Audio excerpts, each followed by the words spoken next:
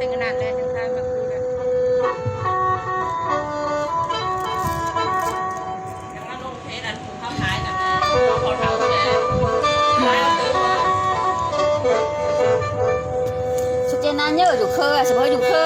จะให้คนหน่อยอะไรคนสบายถ้าอยู่เคอจะผมวัดสุดเจนเยอะ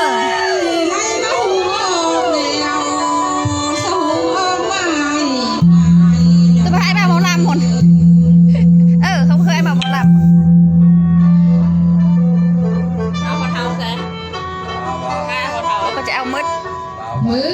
ดีจะเป็นเลย ไล่มาซอยว่าแล้ว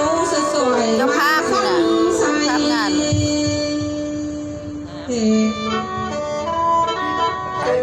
งานในเฮาเด็ก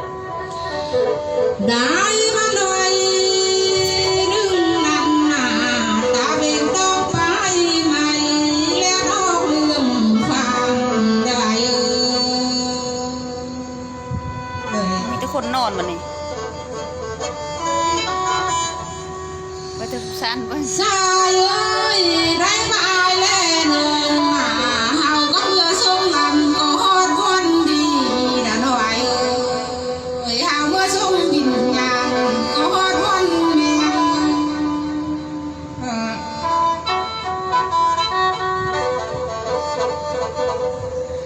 แม่ทุ่มมาลีนี่นาเพิ่นเป็นลำอยู่เมืองพนได้เอ้ยเพิ่นเป็นคนอยู่เมืองพา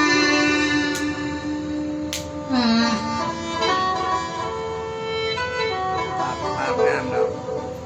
แซงมัน แซง ไล่มาเพิ่นไล่ข้าวไล่เนาะนั่งยามาเราตั้งไม่คนอยู่ ไผ่เหือนนี่เข้ากับเหือนเลยสี่เหือนเข้ากับไผ่เลย นี่มันเอาให้เลยเนาะ แม่นเลยกระทะอยู่นอกจ้างเลย ไล่มาเบาพี่สายหนากระไรหุ้มควันเก่าแล้วหนอหมอลำเลยต้นเจ้าได้หุ้มควันลุงแล้วหนอ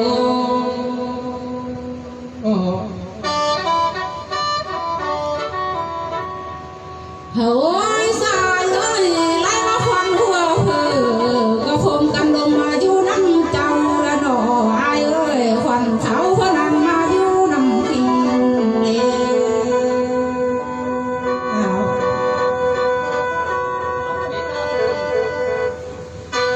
่าย ไล่มามาโหดดีนะน้อย กี้ไปแล้วก็เราลงเพชรน่ะ ไอ้ก็ชวนเอานมก็มือแตงสิเป็นให้ยม ยังขี้ฉันยังเคียนนี่เจ๊เธอเลยเช้าสอน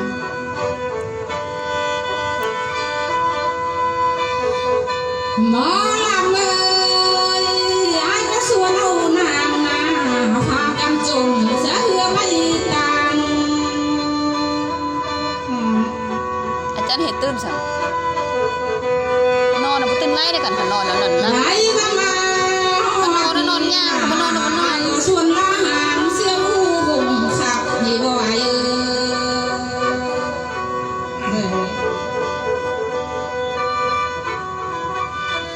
หายละจอขันหาสะหือน้องเพียงอ่างบ่ลายเอ้ยหายละจอคำกำสังเหือเพียงว่าลาย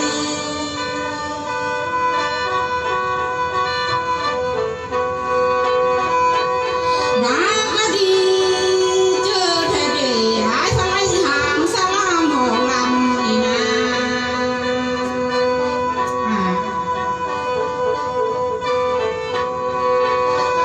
บ่เป็นเลิศหนอแม่ผัวพันเลยเขาว่าเลี้ยงสร้างเขาสะขายงามันไร้ค่ากระเด อีเดี๋ยวเบาเท่าวันนี้แล้วมุนไล่โอเท่าหัวล่านั่นน่ะ แม่มาเลี้ยงผู้เฒ่าหน้าจานแต่ตื้นกองทางหาง เอ้าเบอร์เอาอีกวันนี้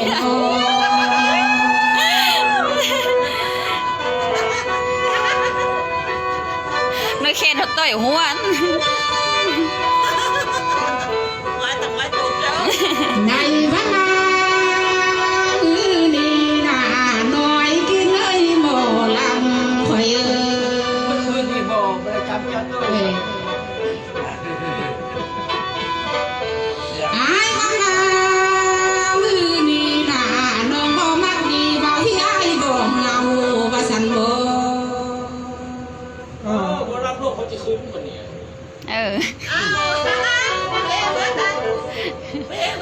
ขึ้นไปขึ้นมาเมื่อเช้าแล้วแหละ บ่เอาสตุนสายบ่ได้ยานบ่อายเอ้ยอายบาตาเมื่อบานเมียเก้าใส่ยังบาสันโบ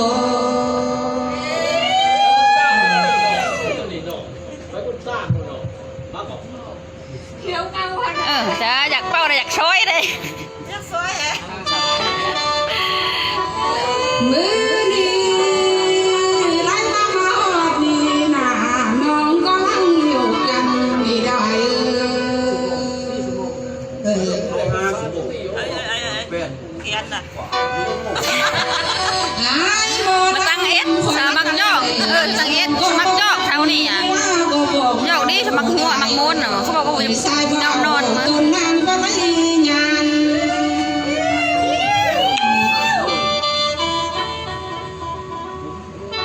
ลาดาวเพื่อบานหนามีผู้นักทาอยู่กลางทางคนเดี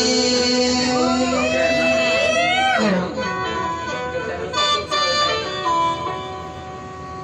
โอ้ยสายเอ้ยไล่มามือนี่นาเอ้ยคันว่าโลกกินน้ำ ลืมใบไหมเท่าเนาะ ลาละโบ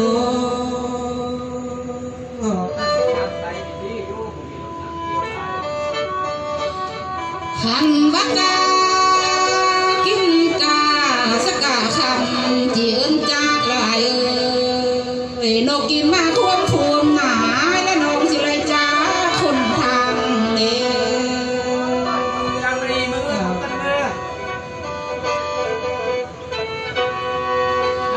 ลาลีจิไรลาเมื่อบานเลื่อนสันลาอยู่เมื่อหาลูกและเต่ากับไผ่เลื่อนพงเด้ โอ้ยไปกระจังโนมา มาลำเมื่อยไล่มามือนี่นาน้องจิ้มเพื่อส่งอายฮอดกูก่อเพลงคนเ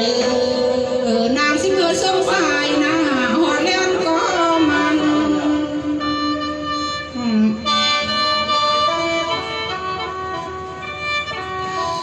ได้บักเลิกจากนั้นบ่เพียงให้เมื่อดีได้อายจังเพื่อฮอดบ้านเรือนสร้างอายุ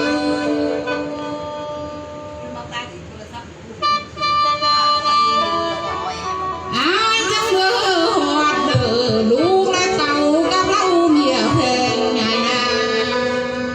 ถามบอกสาวโรด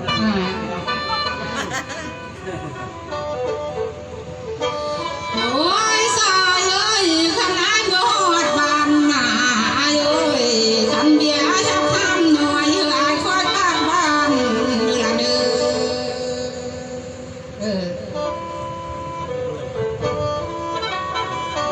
ได้ก็เมียสายปากเสียงยามจังสายปากเสียงมวน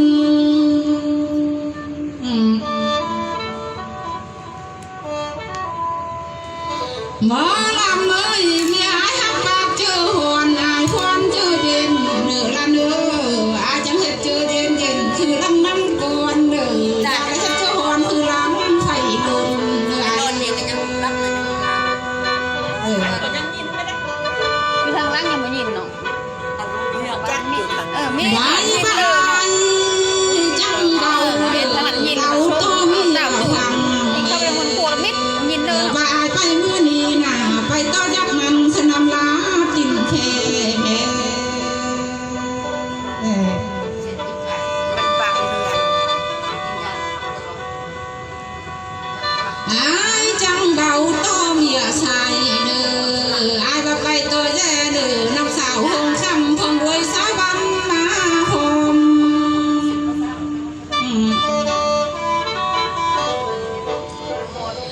ได้ว่าสองนางมามื้อนี้น่ะก็มาอ้อมล้อมต้อยคนเดียวก็เด้เว้ยหมอลำเอ้ยอายจังเรือหาบานเรือนสานอายก็เพื่อได้หามเด้ออายเอ้ยไล่ว่าเจอความอายป้าป้านน้ำนางเอ้ ลาดีสิเอาอายน่ะเมื่อสังลูกเล็กเกยเมื่อหน้าเบอร์ทองลงมา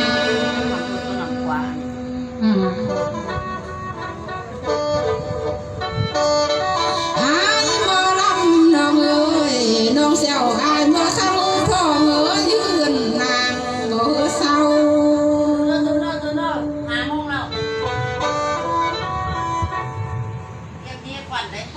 ในพระเจ้าและคอยหน้าจะเธอสอดส่องแนมเห็นหมอลำเลย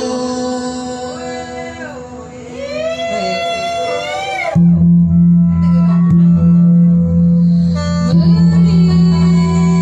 ขันมาหอดดีหน้าแม่ค่อยเอ้ยบัวพันเลยซุ่มหูซุ่มเล่มเลยมานั่งแห่กองบุญกองทานนี่นะ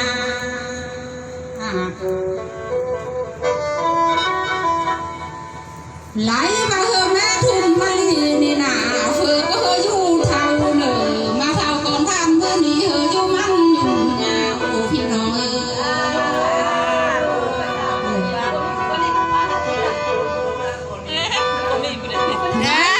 เต็มรับมือเห็นหน้าสู้คนเด้อสู้เอ็มเอ้ยเรื่องบนเฮอเห็นหน้าสู้ทาน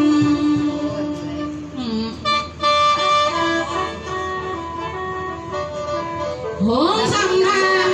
ยังไว้มาเข้าบ้านน่ะเพื่อนาเห็นพอเห็นแม่คู่หน่อคนพี่น้องเอ้ย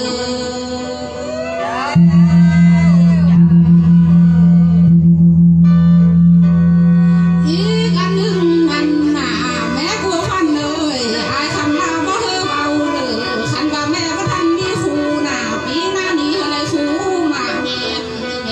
เฮ้ย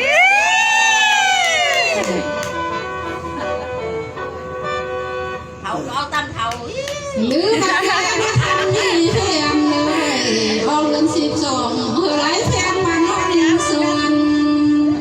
ขอบใจเด้อย อมมือแม่เอาจากไร แม่บัวพันเลยไล่บ้านเรือนหาหอนน่ะจังเขามีคู่มาเปิดแต่เจนเธอไม่เด้อ ตื่นลงครับ จังอยู่เท่าเพื่อนแม่เด้อแม่บัวพันเลยอยู่กะเมือง พ่อได้ดึงมาไหวเลย ความชื่อล้นคนนานเธอไรแก้มแม่ สาธุแล้วพักไปมานอนตายอยู่นั่นน่ะล่ะ ทำบ้ามาหอดดีหนาวที่คนมาลังเลยสุคนสู้อยู่ดีคนละฟัง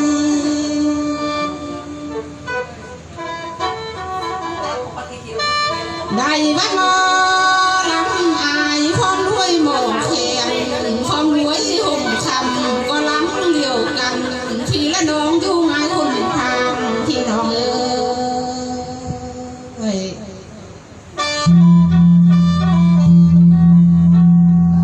ไหลมา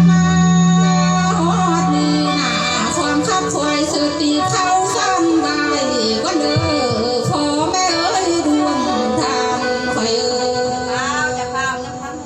เอ้ย กำลังกวนอยู่เด้อกำลังเด้อกำลังเด้อ หันมาไกลเนื้อนี่น่ะ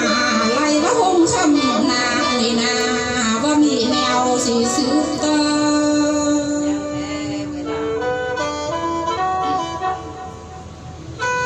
หลังนี้มีแต่ส่งสามข้อความเบาสมาตันจ่าดมขอแม่เอ้ยร่วมบุญเฮ้ยไหลมาความข้าดูหน้าสิไหลสวยให้เห็นลงหน้าก่อนเยอะ แก้มเลยน่ะส่งด้วยแม่แก้ม เชื่อก็ได้แกง ไป ข้าว ต้ ต้ ม ม ไป มือนี้ไหลมาความตาดูหน้าสวยห่างมาลงนำก็เด้อสามตอนที่เคยบุกก็เด้อ ส่งด้วยน้ำแป้งนี่ไปดิเป็นนองนะโอ้ย ได้มาลำดูหน้าสู่พอดีเคยงาน เกี่ยวร้อยสวยทำร้อยกับก้อนโขด มันเค้นมีดิ เลี้ยน้อยกินบ่เขียนนาง เอวคำสุดท้ายเถอะ